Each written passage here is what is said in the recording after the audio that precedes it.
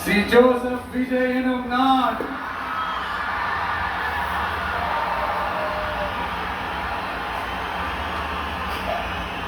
அத உண்மையாக்கி இருக்கிறீங்க. உண்மையிலே என்ன சொல்றதுன்னு எனக்கு தெரியல. என்னுடைய உறவுகளே, என்னுடைய சொந்தங்களே, நான் ஒரு தேவ தூதெல்லாம் கிடையாது. நானும் ஒரு இயல்பான ஒரு வாழ்க்கை வாழ்ற ஒரு சாதாரணமான மனுஷன் தான். நான் முன்னாடியே சொன்ன மாதிரி அது செய்வேன் இது செய்வேன்னு பொய்யான வாக்குறுதிகள்லாம் கொடுத்தவங்கள நான் ஏமாத்த மாட்டேன். எது சாத்தியமோ அது மட்டும்தான் நான் செய்வேன்.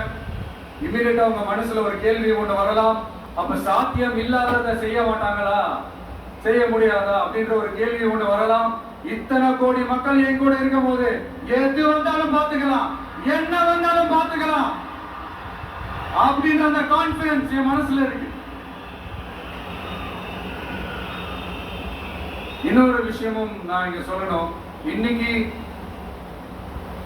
நம்ம தமிழ்நாடு கவர்மெண்ட் இருக்கிற அந்த நிலைமையை பத்தி நான் உங்ககிட்ட நான் சொல்லணும். கிட்டத்தட்ட 10 லட்சம் கோடிக்கு மேல கடன் வாங்கி வச்சுட்டு போயிருக்கிற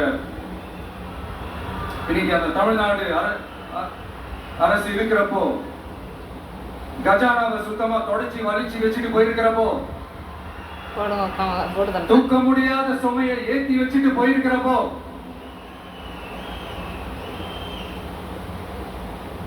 அப்படிப்பட்ட ஒரு நிலைமையில தான் இந்த பொறுப்பை நம்ம கையில் எடுத்திருக்கிறோம். உடனே நீங்க நினைக்கலாம், என்னடா இவர் ஏதோ பொறி வச்சு பேசுறாரு அப்படின்னு. அப்படிலாம் எதுவுமே கிடையாது.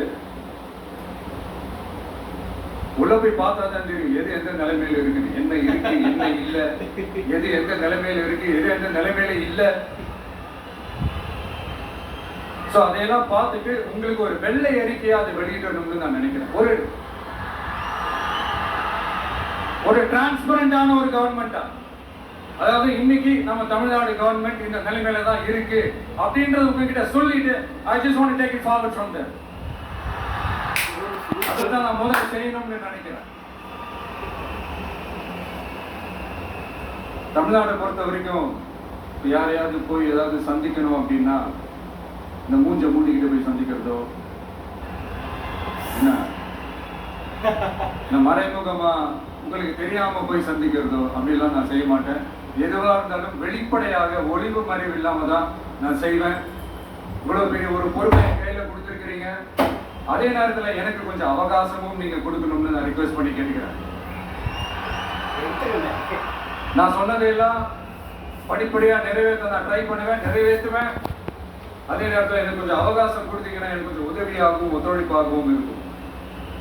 இது உங்களுடைய ஆட்சி. பெண்கள் பாதுகாப்பை ரொம்ப ஸ்ட்ரிக்டா வச்சிருப்பேன். போதைப் பொருள் கலாச்சாரம் அதை கண்ட்ரோல் பண்றதுக்கு என்னென்ன ஸ்டெப்ஸ் எடுக்கணும், என்னென்ன முயற்சிகள் எடுக்கணும், இன்னிலிருந்து அதை நான் எடுப்பேன்.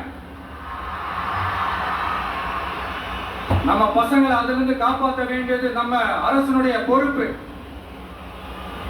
அதே மாதிரி சட்டம் ஒழுங்கு எல்லாருக்குமான பாதுகாப்பை நான் உறுதிப்படுத்துவேன். என்ன அவமானப்படுத்துறவங்களாகவே இருந்தாலும், என்ன கஷ்டப்படுத்துறவங்களாகவே இருந்தாலும், அவங்களும் என் மக்கள் தானே. நண்பர்களாக இருந்தாலும் எதிரிகளாக இருந்தாலும் 8 கோடி மக்களும் என் மக்கள் தானே.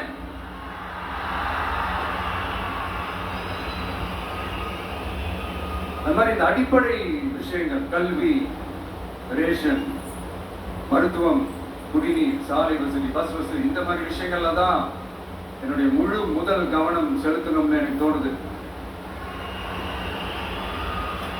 நான் முன்னாடியே சொன்ன மாதிரி மக்கள் பணத்துல இருந்து ஒரு பைசா கூட நான் தொட மாட்டேன். எனக்கு அது அவசியமும் இல்லை. அது உங்களுக்கு நல்லாவே தெரியும். இந்த விஷயம் தப்பு பண்ண மாட்டான், தப்பு பண்ணவும் விட மாட்டான். அது யாராக இருந்தாலும் சரி, என்னோட கவர்மெண்ட்ல என் கூடவே இருக்கிறவங்களாகவும் சரி, விட மாட்டோம். சப்போஸ் யாருக்காவது அப்படி ஒரு எண்ணம் மனசுல இருந்துச்சுன்னா, நம்ம ஜெயிச்சுட்டோம், ஒரு ஆட்டம் ஆடி பார்க்கலாம், அப்படின்ற எண்ணம் யாருக்காவது இருந்துச்சுன்னா இப்பவே இந்த நிமிஷமே அதை எரேஸ் பண்ணிடுங்க.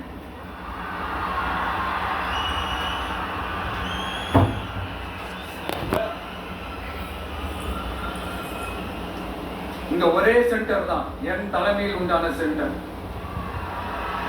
இந்த பக்கம் ஒரு சென்டர், இந்த பக்கம் ஒரு பவர் சென்டர், அங்க ஒரு பவர் சென்டர், அதெல்லாம் கிடையவே கிடையாது. இப்பவே சொல்லிடுறேன். பெண்கள், இளைஞர்கள், விவசாயிகள், அரசு ஊழியர்கள், ஆசிரியர்கள், உழைக்கிற மக்கள், மீனவர்கள் எல்லாருமே நம்ம டிவிக்கு அரசுல நல்லா இருக்கும், நல்லா இருக்கும், நல்லா இருக்கும். பிறப்புக்கும் எல்லா உயிருக்கும் அப்படின்றத நம்ம சமரசம் இல்லாத அடிப்படை கோட்பாடு.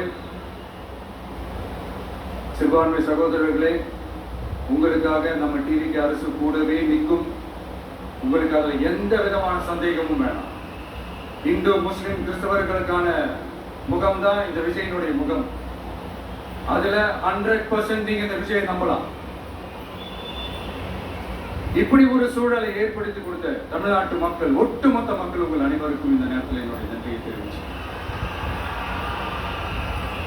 இன்னொருத்தவங்களுக்கு முக்கியமா நான் நன்றி சொல்லணும். அது விஜய் மாமாவோட குட்டி நண்பா நன்றி.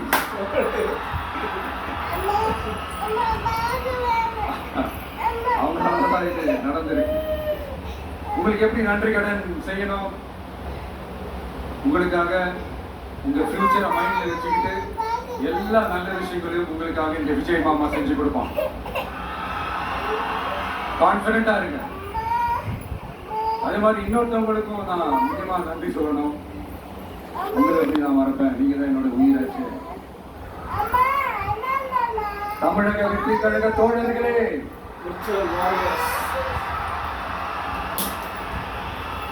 உண்மையில சொல்லனா நீங்க இல்லைன்னா எதுவுமே இல்லை.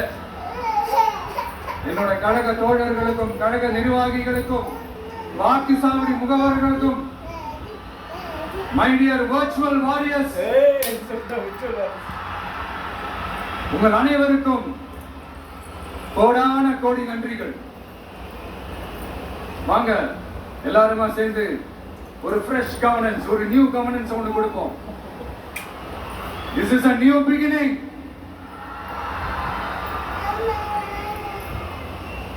A new era of a real, secular, social justice starts now.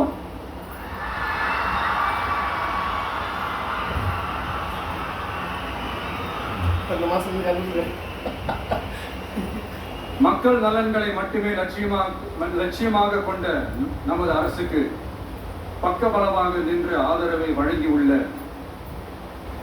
Congress பேரியக்கத்தின் தலைவர் மதிப்புக்குரிய திரு மல்லிகார்ஜுன் கார்கே அவர்களே, பாராளுமன்ற எதிர்கட்சி தலைவர் மதிப்புக்குரிய மை பிரதர் திரு ராகுல் காந்தி அவர்கள், காங்கிரஸ் கட்சியின் பொதுச் செயலாளர் மதிப்புக்குரிய திரு கே.சி. வேணுகோபால் அவர்கள், தமிழ்நாடு காங்கிரஸ் தலைவர் மதிப்புக்குரிய திரு செல்வ பெருந்தகை அவர்கள், என்னுடைய நண்பர் பிரவீன் சக்கரவர்த்தி அவர்கள், சிபிஐஎம் கட்சியின் தேசிய பொதுச் செயலாளர் மதிப்புக்குரிய தோழர் திரு M.A. பேபி அவர்கள், மாநில செயலாளர் மதிப்புக்குரிய